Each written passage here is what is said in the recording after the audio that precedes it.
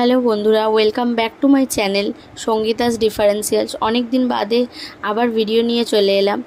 আগের ভিডিওতে যতটা তোমরা দেখেছিলে তারপর থেকে এই মেকআপটা স্টেপ বাই স্টেপ তোমাদের দেখাচ্ছি। প্রথমে স্কিনটাকে আমি ময়শ্চারাইজ করে নিলাম ব্রাশের সাহায্যেই। তারপরে আমি আস্তে আস্তে অ্যালোভেরা জেলটা লাগিয়ে নেব। এটা আমি প্রাইমার হিসাবে ব্যবহার করে থাকি, তো এটা আমার ভালোই লাগে প্রাইমার হিসাবে। তো তারপরে আমি স্কিনটাকে একটু প্রেপ করে নিলাম, দেন আমি কনসিলার লাগিয়ে নিলাম।